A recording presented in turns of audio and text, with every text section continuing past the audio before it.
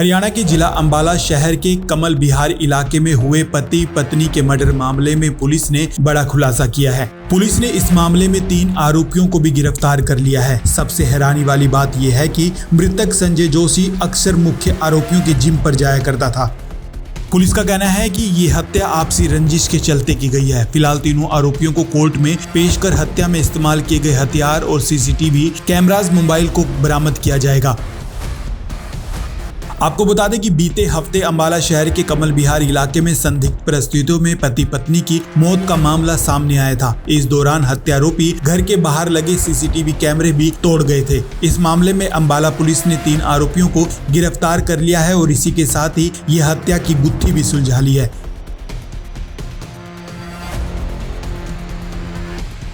इस मामले की जानकारी देते हुए एएसपी सृष्टि गुप्ता का कहना है कि कमल विहार में हुए पति पत्नी हत्या मामले में पुलिस ने 3 आरोपियों को काबू किया है। इनमें मुख्य आरोपी दिवेश कुमार है, जो कि जिम चलाता है और उसने अपने 2 साथियों सुनील और साहिल को पैसे का लालच देकर दोनों की हत्या करवाई थी। पुलिस का कहना है कि आरोपी मृतक के घर पर उनका कमरा किराए पर लेने के लिए गए और एडवांस देने के नाम पर संजय जोशी के घर में दाखिल हुए। पहले विनेश ने संजय जोशी का गला घोटा और उसके बाद उस पर चाकू से हमला कर दिया। पुलिस का कहना है कि विनेश की संजय जोशी के साथ कई दिनों से पुरानी रंजिश थी, जिसे लेकर इस हत्या को अंजाम दिया गया। खैर, इस पूरे मामले की जानकारी देते हुए एएसपी सृष्टि गुप्ता का और कुछ क्या कहना है, आइए आपको भी सुनवाते हैं।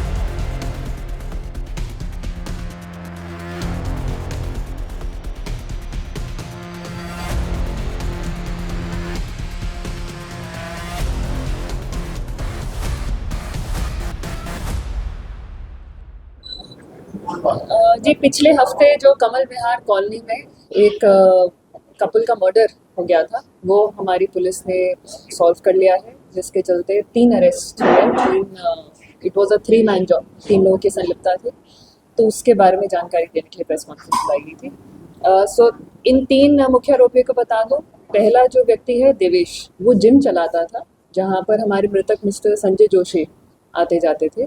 तो और इसकी एक पुरानी रंजिश थी, कोई पारिवारिक रंजिश थी संजय जी के प्रति। तो इसने दिमाग में ठाना हुआ था कि मैं बदला लूँगा और इनको मारूंगा। और इस प्लान को अंजाम देने के लिए इसने अपने बाकी 2 साथी मनी उर्फ साहिल और सुनील, उनकी मदद ली। उनको इसने लालच दिया था कि जी बड़ा फाइनेंसर है संजय जी, इनको मारकर घर पे कैश या ज्वेलरी जो भी मिलेगी हम आपस में बांट लेंगे, तो तुम मेरा साथ दो। और इन तीनों ने इस प्लान को अंजाम देने के लिए एक जो भूमिका बनाई इनके घर में एंट्री लेने के लिए, वो ये थी कि इनका मृतक का जो फर्स्ट फ्लोर था वो खाली था और वो किराए पे चढ़ाना चाह रहे थे इसे।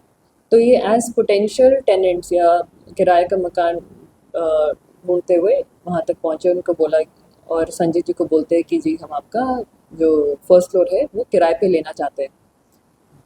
तो इनफैक्ट एक आध बार ये उनके घर भी गए, पूरे घर की रेकी करी और फिर फाइनली वेडनेसडे रात को, यानी कि 28 अगस्त की रात को ये गए थे फाइनल नेगोशिएशन के लिए। तो तीनों व्यक्ति घर गए और मौका देखते ही इनने पहले उनका गला घोटा और फिर उनको चाकू मारा संजय जी को, और फिर जो पारुल जोशी हैं उनका गला प्रेस की तार से उनका गला घोटा गया। जैसे मैंने बताया कि संजय जी के प्रति एक इसकी पर्सनल एनमिटी थी, एक पर्सनल रंजिश थी देवेश की, और इसने बाकी अपने 2 साथियों को ये लालच दिया कि पैसे मिलेंगे और गहने मिलेंगे, तो वो हम आपस में आधे-आधे कर लेंगे। तो इसका जो मोटिव मेन था, रंजिश भी थी और फिर लूट। तीनों ने उनको पहले संजय जी को मारा, जो दूसरी डेड बॉडी थी पल्ले का रखी, उसका गैर कैसे आया, वहां से कैसे भागी होगी, वहां तक पहुंची कैसे, एक ही जगह में दोनों को मारा? ये अभी रिमांड के दौरान ये सारी चीजें हम क्लियर करेंगे, बट प्राइमा फेसाई हमारा है कि पहले इन लोगों ये क्योंकि संजय जी से ही मिलने गए थे, तो ड्राइंग रूम में पहले मौका देखते संजय जी को मारा और फिर शायद पारुल अपने कमरे में कुछ काम करने बिजी थी, तो ये लोग गए और फिर वहां पर उनको मारा। तो मैं पारुल को पता ही नहीं चला कि संजय के साथ क्या हो रहा है। अब ये क्योंकि बॉडी बिल्डर्स हैं तो काफ़ी हट्टे कट्टे हैं, तो इन तीनों व्यक्तियों के लिए एक व्यक्ति को ओवरपावर करना कोई मुश्किल काम नहीं था। वो तीनों दोस्त हैं या अभी मिले थे? जी, देवेश जिम चलाता है और उस जिम में इसका साहिल उर्फ मन्नी का आना जाना था, तो इनकी थोड़ी बहुत वो बातचीत थी। और फिर ऊपर से जो तीसरा व्यक्ति है सुनील, वो साहिल उर्फ मन्नी का जानकार था।